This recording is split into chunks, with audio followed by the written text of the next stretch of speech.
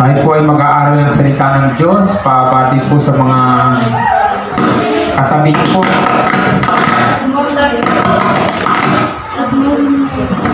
Ayan. Good morning sa inyong lahat mga kapatid. Tayo po ay manalangin. Tinadalangin namin sa iyo, Panginoon, na tulungan niyo po kami na buksan ang aming puso sa aming pag-aaral ng iyong mga salita. Pagpalain niyo po kami, Panginoon, at maunawaan po namin ito. Salamat po sa pangalan ni Jesus. Amen. Ayan. Ang pag-aaralan po natin ngayon, mga kapatid, ay naandyan po. Makikita niyo sa ating monitor yung ating projector. May kinalaman po ito sa pagdalo sa pagsamba. Ano po? Basahin niyo po sa ating pong monitor. Nakalagay po dyan. Hebrews chapter 10 verse 25. At huwag kaliligtaan ang pagdalo sa ating mga pagtitipon gaya ng ginagawa ng ilan, kundi palakasin ang loob ng isa't isa, lalo na ngayong ikita nating nalalapit na ang pagdating ng Panginoon. Ano po ang pagtitipon? Ang tinutukoy po dyan ng Panginoon. Anong pagtitipon ang huwag nating kaliligtaan? O di po ba marami namang pagtitipon? Ano? Yan po ba ay birthday yan? Yan po ba ay picnic? Yan po ba ay katuwaan lamang? Hindi po. Ang tinutukoy po dyan na pagtitipon ay yung pagtitipong banal. Pag sinabi pong banal, ito po ay sa pagitan ng mga mananampalataya at ng Diyos.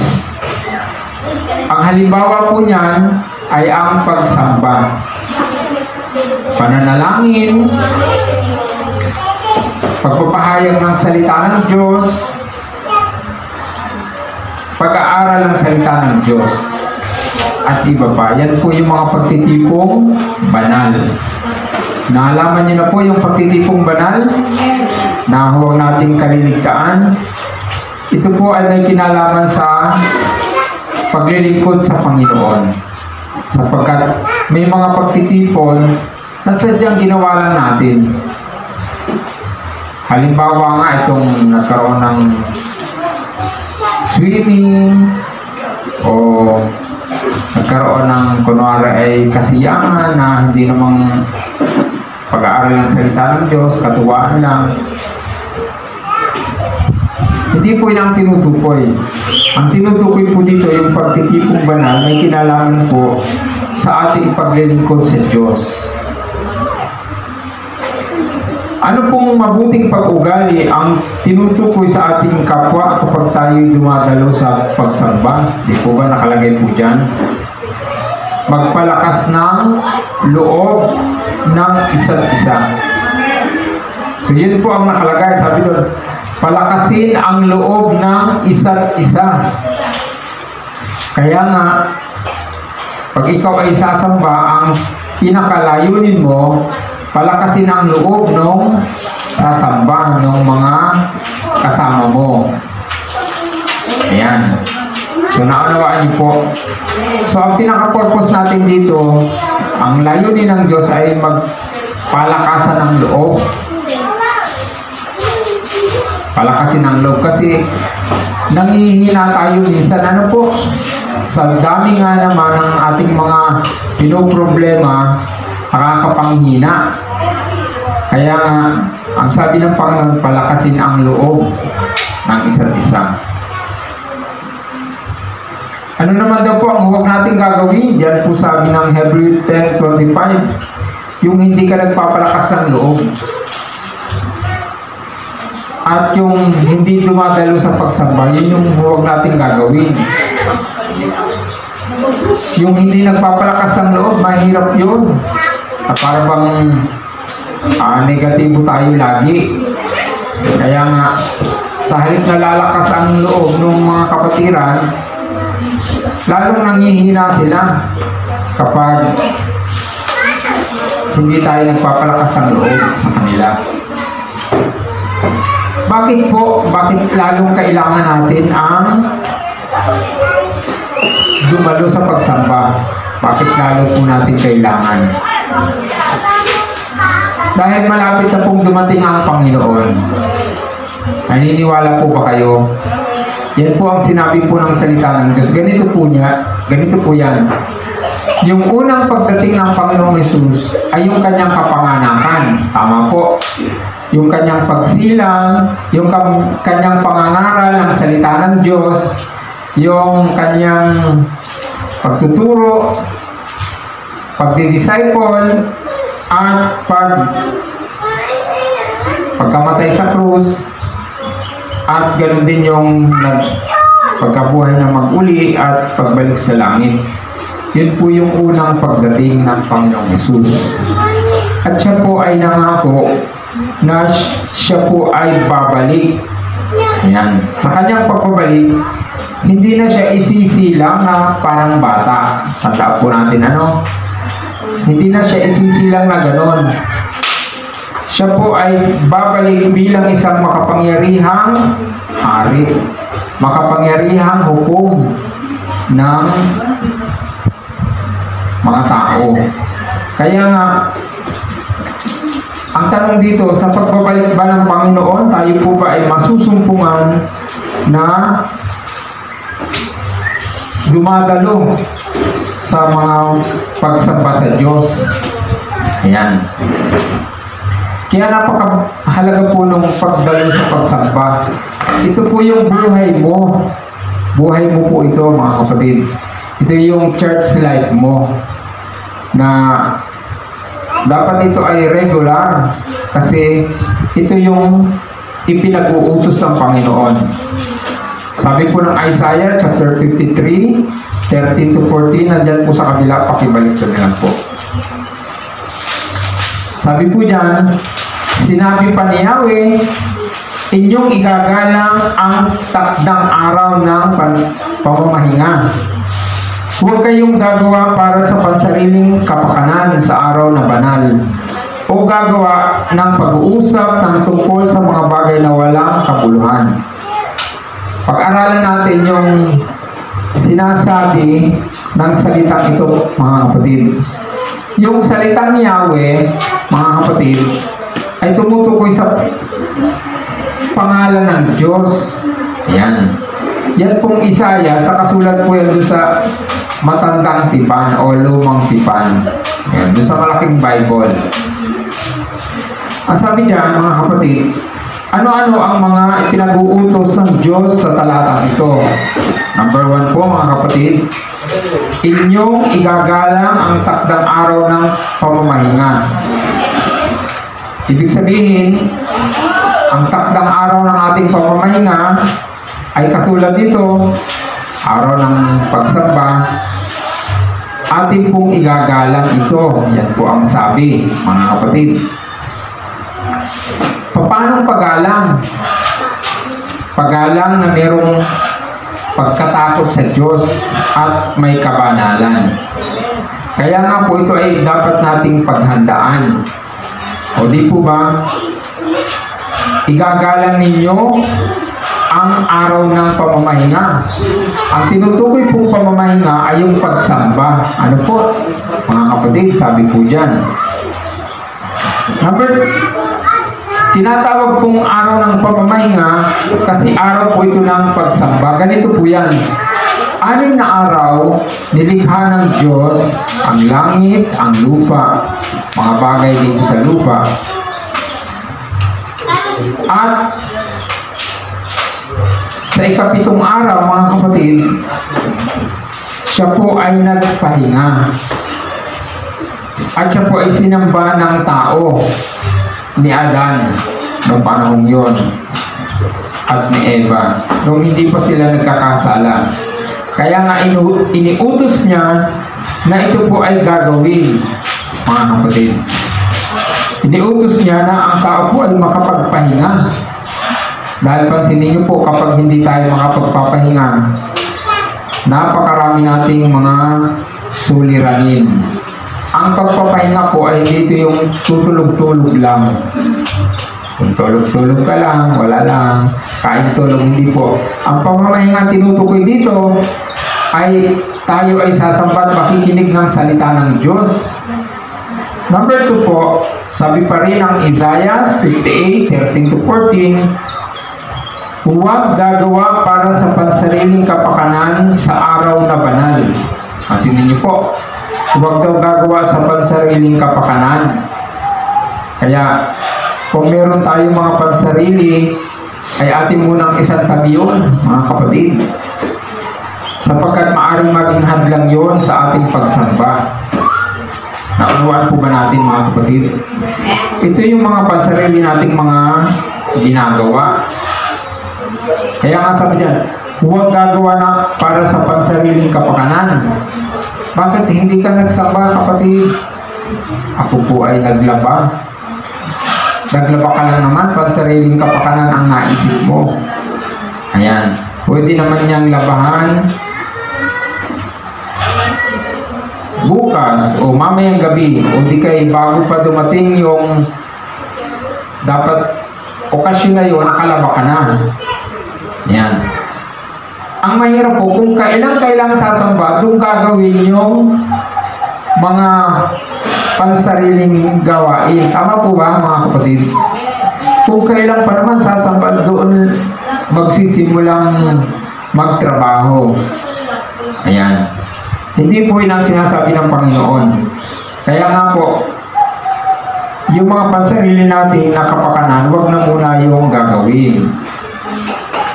At ang araw ng pagsamba ay nakalaan lamang sa Panginoon. Number 2, huwag gagawa para ito, number 3 na pala. Sa araw na ito ay mamamahinga kayo. Di po ba sabi dyan? At huwag maglalakbay. O, pansinin niyo po, ang sinabi po dyan ng salita ng Diyos.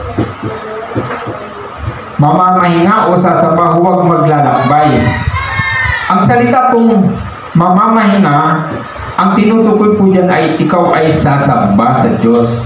Sa araw na yan, ikaw ay sasamba. Tama po. Yung salitang huwag maglalakbay, tinutukoy dyan, ay huwag kang aalis o pupunta sa ibang lugar para makaiwas kang sumamba. Ay ganun kasi po eh. Halimbawa, linggo talagang sasadyain talaga na umalis at pansariling lakad para hindi lang talaga siya makasamba. Yun po ay ayaw ng Panginoon. Ayan. Sabi nga po dyan, sabi dito, huwag kayong maglalakbay. Hanggat maaari, pag panahon ng pagsamba, ay huwag munang gagala. Yan ang tinutukoy. Maaari, mga kapatid, may mga nangyaring mga biglaan, mga emergency, pero bihira po yun, mga kapatid. Kaya nga, ugaliin natin pagsamba na, nakapokus na sa pagsamba sa Diyos. Tama po. So number 4, ano po ang nakasulat po dyan? Sabi po ng Isaiah 58:13-14, huwag gagawa ng pag-uusap tungkol sa mga bagay na walang kabuluhan. Ayan. Di po ba kapag tayo sasamba, huwag na po tayong masyadong kwentuhan na wala namang kabuluhan. Minsan ay yung kwentuhang nagtatapos sa tampuhan. O dito ay mga nagkakaganyan. So, ang sabi dyan, huwag gagawa ng mga pag-uusap tungkol sa mga bagay na walang kabuluhan. Katulad ng, kunwari, may mga negosyo, may mga pupuntahan kayo bago umalis. So, huwag na muna yon. Pag-focus muna tayo sa pagsamba sa Panginoon. At saka na lang pagtapos na. Tama po? Amen. Ayan. Ang layunin dito ng Panginoon, mga kapatid, para po tayo makapag-concentrate. Kasi parang ganito eh. tayo ay sumasamba, pero yung isipan naman natin ay naglalakbay. Tama po. Kung saan nakakarating. Ayan. Tayo ay sumasamba, pero yung attention naman natin ay nasa pakikipagkwentuhan. Hindi po talaga tayo nakakasamba. Ano po? Kaya nga sabi dyan ng salita ng Diyos, huwag gagawa ng pag-uusap tungkol sa mga bagay na walang kabuluhan. Meron na lang mga kapatid, kung nasa panahon na tayo ng pagtatanungan. Yan. Merong mga pag-uusap dyan, in connection pa rin sa pagsamba. Halimbawa, makapagbabahagi ka ng iyong natutunan. Ayan. Kasali po yon sa pagsamba. Kaya sa pagsamba natin mga kapatid, una, ano daw po? Inuuna natin ang Diyos. Ayan. Kapag ikaw ay sumamba, inuuna mo ang Panginoon. Yan ay pagpapakita ng iyong pananampalataya. Di po ba ang dami nating mga gagawin? Pero inuna mo ang Panginoon. Dahil ngayon naman po ay maulan, ay di po ba wala mo nang magbibilad ng balaw kasi. Pero sa panahon naman ng mainit, ay kung mainit sa susunod na linggo, yan ang suliranin. So, sabi dyan, huwag muna tayo magbilad ng balaw. Kung susundin natin yung sinasabi rito, at tayo ay sumamba muna. Tama po ba yun, mga kapatid? Hindi ako ang nag-uutos noon, mga kapatid. Sinasabi yun dito ng salita ng Diyos. Tama po ba, mga kapatid? Yan, sabi ng Panginoon eh. Sabi pa nga niya dito, huwag muna kayong maglalakbay. Huwag muna kayong gagawa ng mga pansariling kapakanan. Yan. Dahil ang pangako ng Diyos, tayo ay kanyang pagpapalain. Number 2, kapag tayo sumasamba, tayo ay nagpapalakasan ng loob sa isa't isa. Ayan, fellowship. Kaya nga, dapat masaya tayo na meron tayong kasama. Taga rito, taga-sabang, masaya tayo mga kapatid. Fellowship yan eh. Yan ang ibig sabihin ng pagsamba. Tayo isang big family. O di po ba, isang malaking pamilya na sumasamba sa Diyos. O di po ba pag small family, pag nasa bahay ka lang, isa, dalawa, pero pag nandito ka na sa church, marami ka ng kapamilya. Kapamilya sa Panginoon ang tinutukoy dito. Hindi po yung kapamilya mo lang talaga sa kaapelido. So marami ka na ng kapamilya, kaya magpalakasan tayo. Kaya kung tayo ay merong mga suliranin, huwag muna nating ipahalata. Ayan. Hindi pa kasi masyadong halata ang kanilang dinadala. Kaya huwag muna nating ipahalata. Tayo ay magpalakas ng loob, mga kapatid. Number 3, upang makapagpanibagong sigla. Ayan. Kaya ka sumasamba para ikaw ay magpanibagong sigla, mga kapatid. Sisigla ka ulit. Doon sa mga nagdaang araw, ang dami nating mga pinagdaanan, mga kapatid. Napagod po tayo sa trabaho, sa pag-aaral. Ngayon, kapag ikaw ay sasamba, muli kang sisigla.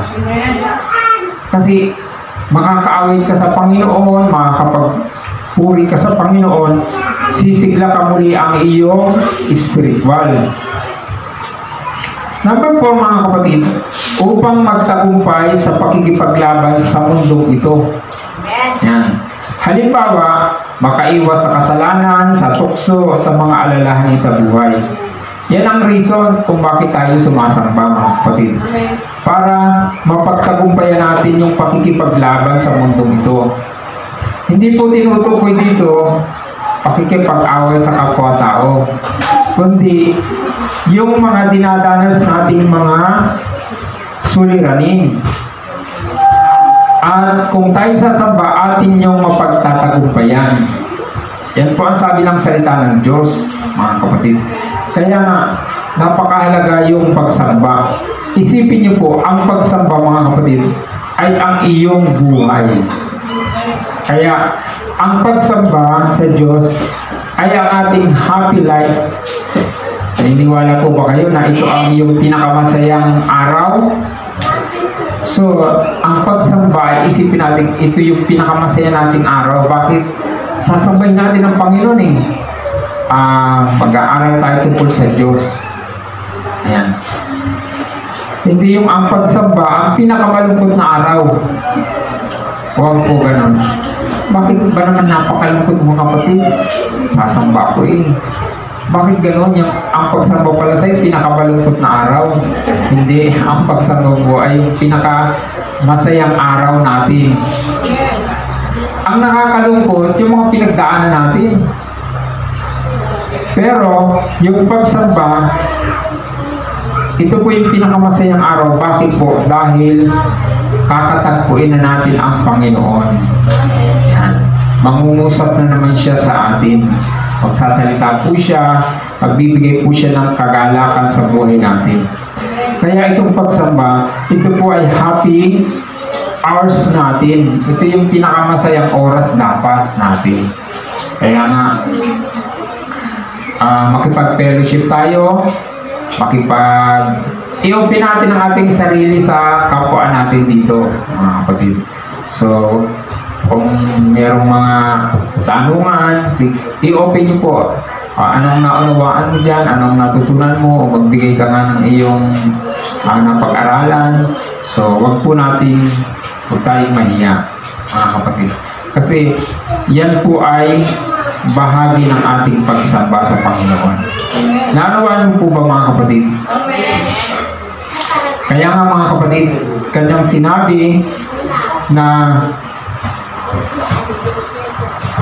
sabi pa niya, lumapit kayo sa akin, kayong napapagal, nabibigatan sa inyong paasanin, kayong pagpapahingayin ko, sabi ng Panginoon. O di po ba? Ito yung araw ng pamamahinga. Yan. Makakapagpahinga yung ating kaluluwa. Hindi ibig sabihin mamamatay na. Kundi magkakaroon siya ng kapanatagan sa presensya ng Diyos. Magkakaroon siya ng kapayapaan, mga kapatid. Naranasan niyo po ba yun? Kapag kayo sumasamba, nagkakaroon ka ng kapayapaan. Ayan. Yan po ang nagagawa ng pagsamba, mga kapatid. So yun natin po pinag-aralan ngayong umaga, mga kapatid. Tungkol po sa pagsamba. Ang tanong po dito, bakit kaya maraming hindi nagnanais sumamba? Ayan. Sapagkat ang nangingibabaw po mga kapatid, yung mga pansariling lakad at pansariling kapakanan. Kaya po, wala po silang kapayapaan. Pero ang Panginoon, nagbibigay po siya ng pag-asa at kapayapaan. Kaya sambahin po natin ang Panginoon. Ayan. Tayo po'y manalangin mga kapatid. Tumayo po tayo. Let us pray. Pray po tayo. So, ang pinag-aralan natin ngayon mga kapatid ay ang pagsamba. So, nakita natin na ito ay isang banal na pagtitipon, banal na oras sa harapan ng Diyos at natin. Kaya mga kapatid, pasalamatan natin ang Panginoon sa kanyang kabutihan sa buhay natin. Pasalamatan natin siya. Ano man ang ating mga nararanasan, hihingi natin ang tulong sa Panginoon. Awitin po natin, kay buti-buti mo Panginoon. Kay buti-buti mo Panginoon, sa lahat ng oras, sa bawat araw, ika'y laging tapat kong magmahal. Ang iyong kaawaan ay magpawalang hanggan. Pinupuri, sinasamba kita, dakilang Diyos at Panginoon. Tunay nga ika'y walang katulad, tunay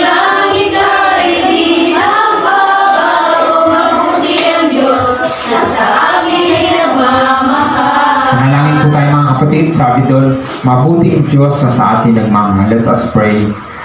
Dakilang Diyos na makapangyarihan sa lahat. Tulungan niyo po ang bawat isa na lumakas ang aming pananampalataya, sumigla, Panginoon.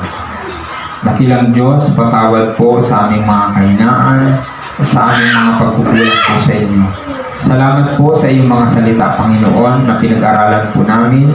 Nagbibigay sa amin ng kagalakan, O Diyos. Kaya pala, ibinigay mo sa amin yung pagsamba sapagkat gusto mo kaming bigyan ng kalakasan at kapayapaan. Dinadalangin namin sa iyo, Panginoon, na sinumang po sa amin may mga sakit, nawa ang pagpapagaling ng Diyos sa amin, Panginoon. Kung kami man po yung mga nangihinang espiritual, palakasin nawa ng Diyos. Patatagin niyo kami, Panginoon. Salamat po sa iyo pong mga salita ngayong umaga. Purihin po kayo, O Diyos, sa pangalan ni Jesus. Amen. Amen. So, tayo po ay magkakalog sa Panginoon. At pagkatapos po niyan, meron po tayong groupings. Ano po? Hindi po, palagay na po yung ating handog sa Panginoon.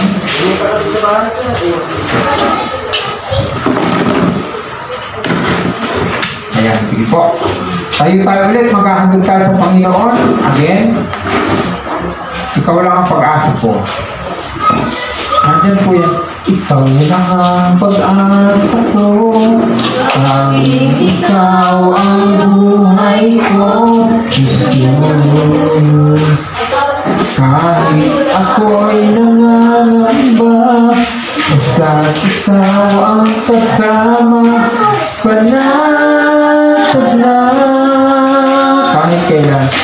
Kahit kailan, di ka nagkulang. Biyaya mo sa amin, laging laan. Ang pag-ibig mo sa akin wala hanggan. Inibig mo ako noon man, kaya't ika'y sasambahin, paligid man ay magdilim.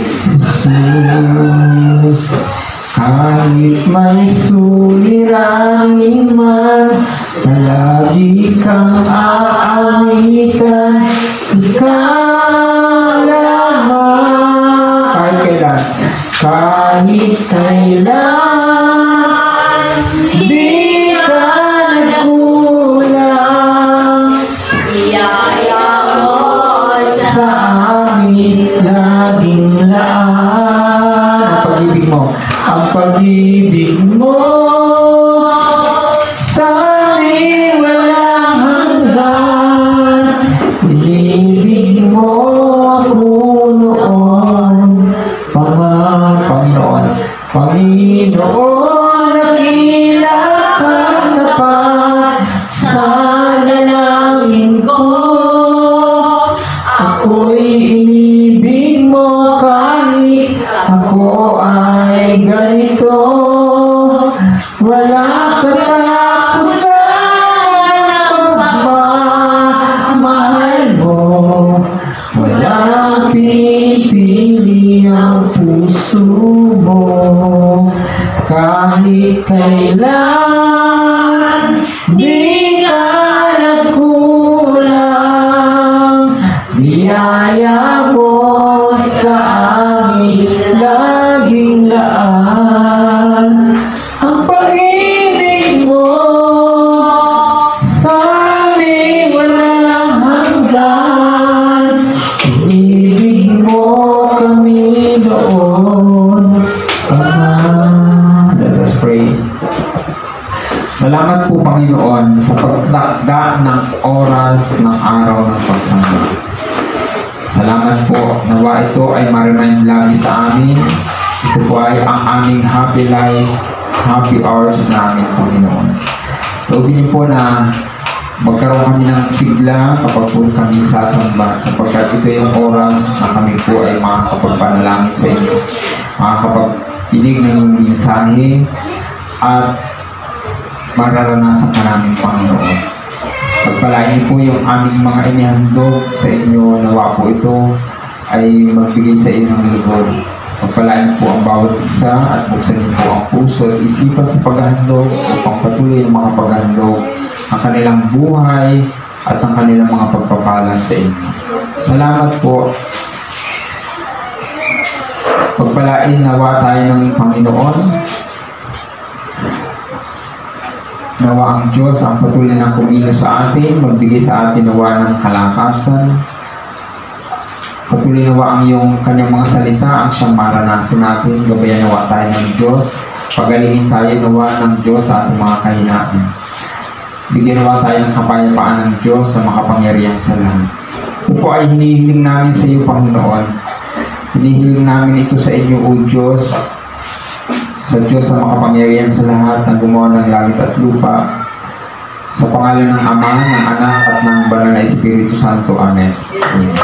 Ngunit po ang Panginoon, mga kapatid, hindi pa po tayo tapos pero po tayong dalawang tanong na pag-uusapan. Ang unang tanong po ay, bakit hindi nararanasan ng mga tao ang presensya ng Diyos sa pagsamba? Yan po yung number one. So number 2, bakit napakahalaga na tayo po ay sumamba sa Diyos? Yan po yung pag-aaralan natin. Ano nga po yung una? Bakit hindi nararanasan ng tao ang kanyang presensya? Pangalawa, bakit kailangan natin, napakahalaga natin sumamba sa Diyos? So yun po yung tatalakayin niyo po sa inyong group para po makapagpatuloy po tayo. God bless po.